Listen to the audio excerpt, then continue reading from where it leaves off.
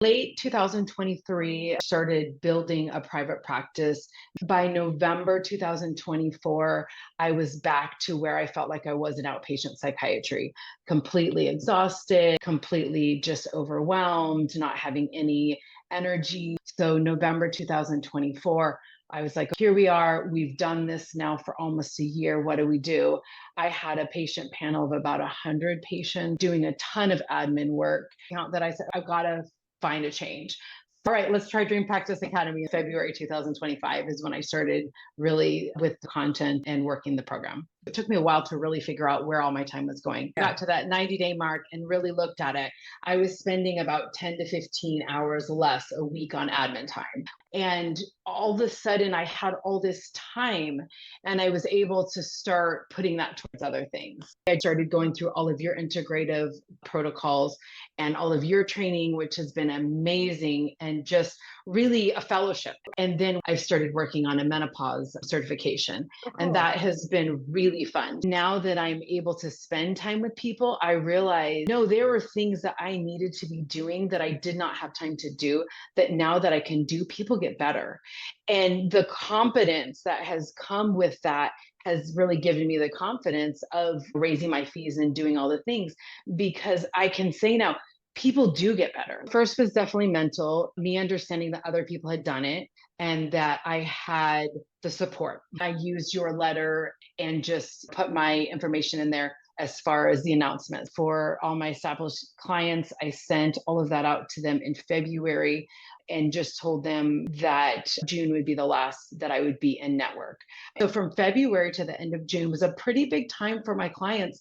I was able to work through the emotions with them and come up with a plan for them. Most of the clients were great with that. About 50 stayed with me under the cash. So with that, we were all set to go ahead and transition to cash. It's worked out great. Most of my patients by this point are doing so well. Everything's just amazing right now. So looking at my life now, being able to use my skills, see patients, they're getting better, they're happy. I'm able to study for my certification coming up. I'm always able to pick my kids up from school. My marriage is great. My family likes me again. Like, this is the coolest job. I really love it. Without further ado, let's bring on Jamie, who I really appreciate doing this because it was scheduled a little bit last minute. Jamie, I'll let you come on camera when you're ready. Awesome. Hi, Ellen. Hey, so good to see you. Thank you again for doing this with us. Absolutely, my pleasure. So give people a little bit of an intro, like who are you, what's your credential, where you're located? Yeah, a little bit about your background. Yeah, I'm Jamie Gustafson. I'm a psychiatric nurse practitioner out in Arizona. I have a private practice out here now. I do telemedicine and also in person, about 90% telemedicine and then 10% in person. I was a labor and delivery nurse for 20 years prior to going back for my PMHNP. And then I worked for a year and a half in outpatient psychiatry and said, oh, this is not at all what I was thinking my next career would be. So really at that point started trying to figure out, okay, what other kind of psychiatry is there? This is really not what I thought it was going to be.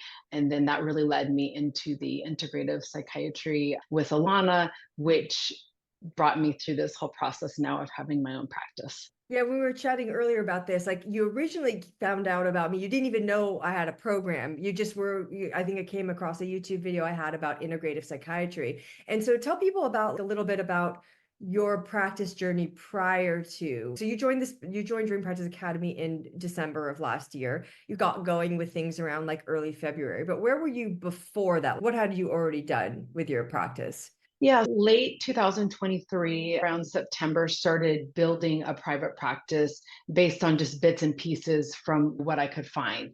I had seen some of your videos on integrative psychiatry. So that at least gave me a word for what I was looking for, because I knew medication only psychiatry just was not what I was looking for. And I wanted a really different approach. So that led me to really bits and piece all of this stuff to start a psychiatry practice. So started getting everything going late 2023, started my first insurance patients in February 2024. By November 2024, I was back to where I felt like I was in outpatient psychiatry, completely exhausted, completely just overwhelmed, not having any energy, patience for my family, back to where they were all going, I don't think this is right. Just absolute no patience or tolerance for life again. All the things that I really wanted for my life, for my balance, were going out the window again. So November 2024, I was like, okay, here we are. We've done this now for almost a year. What do we do? I had a patient panel of about 100 patients doing a ton of admin work, really had not taken any money at all from the business, no money left over, but I had enough money in the business bank account that I said, okay, I've got to find a change. So said, all right, let's try Dream Practice Academy and see where that gets us. Started December 2024, didn't really do anything until February 2025 is when I started really with the content and working the program. Yeah, so you had like basically built an insurance practice over the past year. You got around 100 clients, which is not an easy thing to do, but it's not like drowning in the admin stuff and maybe not seeing the people you like envisioned working with when you imagined the benefits of having your own practice and working on your own. So you joined, and then I love this. I'm glad I get to talk to you to have this example of more of what we do when someone's coming in with actually a decent number of a size of a patient panel. So what did we talk about at our initial strategy session that we did? I think it was like the very end of January of this year. What did we talk about and what did we do next? The first thing was filling out some paperwork based on so that I could actually see where I was at, because I had been so busy just looking at what my practice actually looked like. So that was the first step, and saying, okay, what are you actually getting paid? Now, this was before expenses, and it was about $125 an hour. And then after expenses, there was nothing left. Looking at that, why is your number so low? Where is this money? Why is it only $125 for reimbursements? And then looking at the time, it took me a while to really figure out where all my time was going, starting to look at that. And then the first thing that you really did for me is said, okay, here's what's special about you. Here's why you're doing this here. And that was phenomenal, amazing. Here's what's different about you. Here's why you're doing this. And I was, okay. So that really helped me to start to look at a niche again, because I didn't really understand that integrative psychiatry is so much more beneficial when you're taking care of clients that you really can help. So that was one of the first things you said is, these are the things that are special about you. This is your niche. I said, it is. And it was, you're right. Yeah. I find people don't appreciate what's unique about them. I just see it like time and time again. They take themselves for granted, and you almost need like a second set of eyes, like a neutral third party to look at and go, no, this is like the special sauce that maybe you're not recognizing in yourself, and connecting that to like making the practice more the version of what you want. Yeah. So we did an audit of your practice. We audited your patient panel. We audited like your revenue to make that calculation of what actually were you getting per patient reimbursement. And then we audited all of your admin so that we could figure out like, where is your time going? What's actually taking so much time? And when we spoke earlier today, you said a specific number about how much time you saved within the first 60, 90 days. Like what changed with like your admin, the time you spent on admin within that time frame? Yeah, by the time I looked at it 90 days later. So it probably was before 90, but once I got to that 90-day mark and really looked at it, I was spending about 10 to 15 hours less a week on admin time, which was shocking, because my family had been telling me that you're working all evening, but I hadn't really sat down and looked at it. So I got to 90 days of actually starting to do some of the things you guys had asked me to do. Not everything. I've never talked about not being perfect. I didn't do everything, but starting to do a few of the things. And 90 days in, 10 hours less a week that I was spending, 10 to 15. And all of a sudden I had all this time, and I was able to start putting that towards other things. Yeah. And you mentioned like when we spoke earlier is that you specifically put it toward, I'm sure you put it to like family and stuff, but also toward honing your clinical skills, studying more of the integrative psychiatry piece. So how did that fit into the picture? Yeah, that's been wonderful because that really is something that I enjoy. And a big piece of why I wanted to go into private practice that I hadn't been able to fulfill for myself was being able to stay up to date on things and really research things for patients. So initially, I just started going through all of your integrative protocols and all of your training, which has been amazing and just really a fellowship. I say that I've had an integrative psychiatry fellowship, so that was so exciting. And I'm still going through a lot of that. And then once I started narrowing, now this last month, I've started working on a menopause certification. Oh, And cool. that has been really fun. So now I've got about 2 to 3 hours a day of just time really to dig into studying for this menopause certification. Yeah, we were talking earlier, 2, 3 hours a day of patient care and then 2, 3 hours like to study. And so it's 5 hours of working. And so not only you're seeing patients, but also honing your clinical skills, like you have that bandwidth. Like we were talking about this earlier, where I think you can have 30 years of experience, but if that experience is seeing patients every 15 minutes, you're not ever getting deeper than prescribing them their Zoloft or whatever. You could have years of experience, but not actually improve your clinical skills. You don't really have the time or bandwidth to go deeper and gain that additional knowledge over time. Yeah, and it's really very different. Initially, when I was doing outpatient psychiatry, I had this tendency to blame the patient hadn't worked hard enough, or the patients were too sick, or my management wasn't helping, or my all these problems that I thought why people weren't getting better. But now that I'm able to spend time with people, I realize no, there were things that I needed to be doing that I did not have time to do, that now that I can do, people get better. And the competence that has come with that has really given me the confidence of raising my fees and doing all the things, because I can say now people do get better. Like I understand the process now for people to get better, but part of it is a time thing. Part of it is a bandwidth thing. Part of it is me having the patience and bandwidth. That's my favorite word right now. Just really the bandwidth to say, what else can you tell me? What else can you tell me? And to really hear it, take it in, and move forward with that person. And you mentioned earlier, like in those first like 60, 90 days, that massive time savings from an admin perspective, from just the audit and everything, but also like a mindset shift, like in terms of the business piece. What shifted for you from that standpoint when you joined? Everything. Initially, I thought this is going to be great to have a practice. I will be the clinician. I didn't ever really think that I would be able to do the marketing, the website, the all of that. And that was something that I just thought I'm not good at that. I'll always have to hire that out. So that was a big expense because that was just a limiting belief. I'm 45 years old. At this point, if I don't know how to build a website, I'm not going to be able to efficiently be able to work on a website. And pretty quickly, just watching some of the videos of other providers in your practice, I was like, okay, wait, they learned how to do their website. Okay, they learned how to do Google Ads.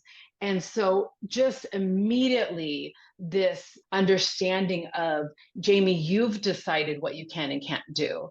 You've decided that. So now let's totally clear all that out and start thinking, can you actually do the business end of it?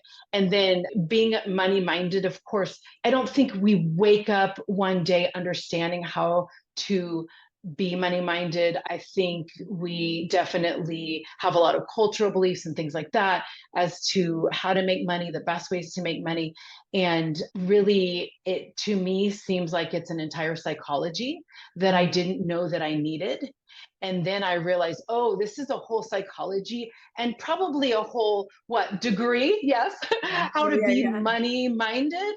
Uh-huh. And so how to be an entrepreneur, how to be, so that changed instantly. That okay, you will be an entrepreneur and a business owner. Even though you are, your brain's going to start acting like one. Yeah, it was like that. You mentioned like that belief of I can't do the business piece. I have to outsource to that. And that actually limiting belief cost you some money. Tell Mhm. people like what you were spending to have someone else do some of the marketing before. Yeah, I paid for somebody to set everything up for me and then was paying a monthly fee of about $1,500 a month for a marketer to really keep things flowing. And then on top of the $1,500 a month was all of the marketing things that we were doing.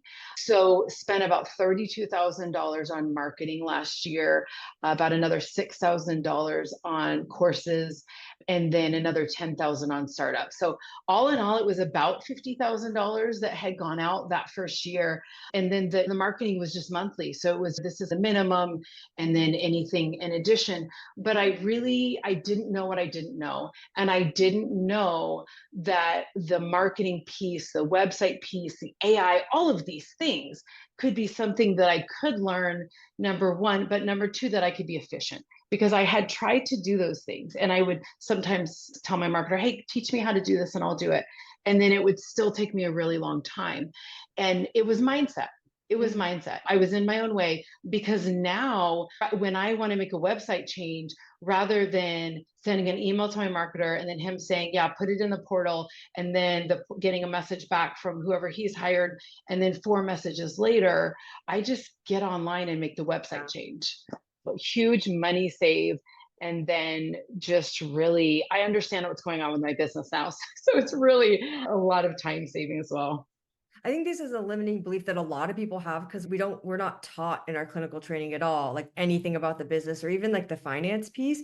And then I think also the marketing industry, they want to make money, so they keep it opaque and make it sound more complicated than it is. If I had $1 for everyone who said, I need to hire someone for SEO, I'm like, SEO is so simple. You do not need to hire someone for SEO, but like the marketers they want to justify like a monthly retainer, versus what I try to help people do is deconstruct it and make it, yeah, like you can do this. Here's the minimum viable version of this. And you would much rather have ownership over that than paying someone else where you like don't really know what they're doing. You don't really know how it connects to return on investment for you. You have to wait forever to change anything versus you having that control because it is so connected. Like the marketing is who you are and like your special sauce. And so you want to be close to it. You don't want to be like outsourcing it to someone else. Yes, absolutely. And they have their expertise and are amazing. And also, like you said, I didn't realize that they're not seeing what I'm seeing. So they're not seeing that this month I've gotten a lot of feedback from clients that there's something that's important to them. So I'm able to just continuously change things based on what I'm seeing. And things do change rapidly with social media and mental health and what's out there. So as I'm getting feedback from clients, I'm able to go in and change something on my intake or change something right away rather than trying to explain it to someone who understands marketing but isn't getting the real-time feedback from. Yeah. And tell people a little bit about, we didn't even get into this yet. Like one of the things you came into was to transition your insurance practice to a cash practice. Tell people like that. And that's one of the reasons we started with the audit so that we could actually look at where the money was coming from per patient, per insurance, like to be strategic about the order in which you're uncredentialing. So tell people a little bit about that process over the last couple of months to get off insurance panels and actually now you're seeing patients via cash. Yes. So first was definitely mental, me understanding that other people had done it and that I had the support. So just taking the leap because I knew I had the support and I knew it was something I wanted. I just didn't know I could. So, okay, I had the permission to do it. And then I used your letter and just put my information in there as far as the announcement. So sent that letter out to everybody that you had provided. I was able to understand what it was I was actually worth as far as my value. You had a way to really calculate that. So I updated all my fees for that.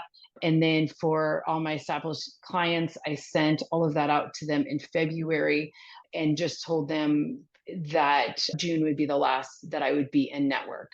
And then at that time, I notified all my insurance companies. I was using Alma and Headway, so all these multiple platforms, and just set that end date for the end of June. That was the biggest thing, is just having this is the end date. So from February to the end of June was a pretty big time for my clients.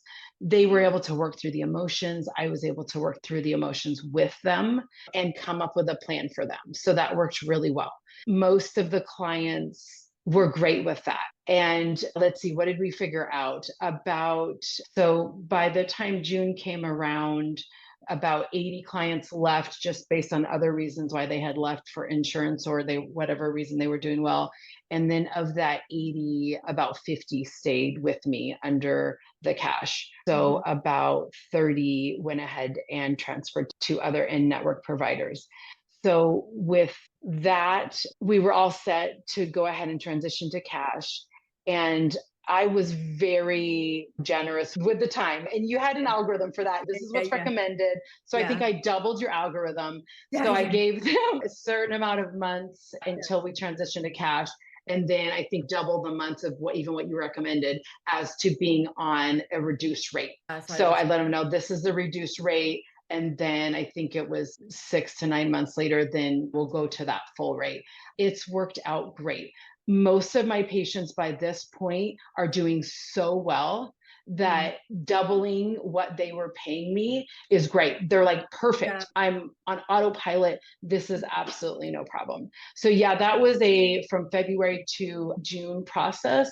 It really went smoothly, but I used the things that you had provided and used kind of some of the wording that you had recommended, and that really helped. Yeah, I really think there's just a coherent way to do these transitions that's respectful of the patients too. I think that's maybe a limiting belief a lot of people have is I can't do this. My patients won't accept it. I'll be a bad person if I do it. But I'm like, no, there's a way to communicate this and like to do a temporary sliding scale, to give like most months of lead time, to Mhm. position it as I'm not just gonna charge you more because I feel like it. Like I'm moving my practice in this direction so I can deliver care in a way that's most aligned with what I believe and what is important to me. And it can be like mutually respectful. And you had actually a pretty high percentage of your patients opt into that. And the thing is, you're probably making double per hour at least. Yes, I am. Yes. So I was at about 125 an hour. And I don't even think I included the lost copays because I had about $2,000 to $3,000 worth of copays that I just eventually stopped chasing. So about 125 an hour if everybody was paying their copays, et cetera. And then now my average is about 220 an hour, but that's still with some people on the reduced rate. Yeah. So once everybody's on the full rate, it'll be between 3 to 350 an hour. And one thing that a lot of people have asked me is most of your clients must have a lot of money. My newer clients, some of them, sure. My older ones, the ones that I've had a long time, they budget every month for me. Yeah. That's where it's at this point. And they're doing so well and they know what they need at this point. And so they just budget that amount. And it's just worked out fine. I have college students, I have single parents, I have some older people who are on budgets. And we were able to go through the emotions of this is what it's going to look like. And I gave them that choice. Here's these people I love. Some of them went to the insurance providers and came back. So that was another piece. I did have a handful that left Yeah. and then now they're back this month. But yeah, the limiting belief that it's just people with money. No, at this point, they're going, I was out of work before you and I started working together. And I'm back to work. I'm making money. So I can budget, I will budget this money to see you. Yeah, I think people get in their head of, yes, exactly. People only pay high cash fees if they're rich and they don't care about the money. But I find, and this is in my practice as well. No, these are people who like don't have unlimited funds and they are prioritizing this because they think it's worth it. People will pay whatever they think is worth it. So your task, what I teach is the task is how to provide something so worth it that people want to pay it, even if they have to budget for it and have to save a little bit for it.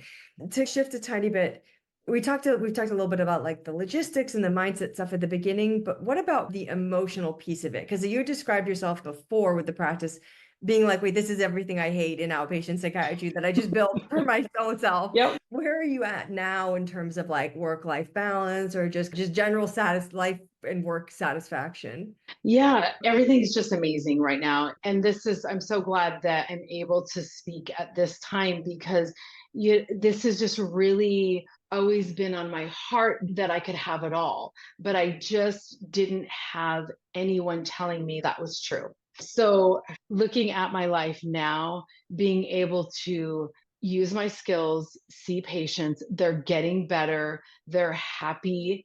I'm able to study for my certification coming up. I'm always able to pick my kids up from school. I'm my marriage is great. Like life is just the way that you feel like it should be, but you always think "Well, that's just for people who have it all together." But just tweaking certain things, like being able to schedule clients enough on certain days where I have energy, and then being able to schedule breaks has made the difference. My family likes me again. I'm able to get to the gym again. It's just where you would want to be at 46. That's all I can say. It's just Yeah, like, no, this is the coolest job. I it didn't is really great. think after delivering babies that there would be something way cooler. And it is. It's just really great. I really love it. I remember you said earlier we were chatting that like someone told you, I don't know if it was like a colleague or mentor, like you can't have it all. Like you have to choose family or work.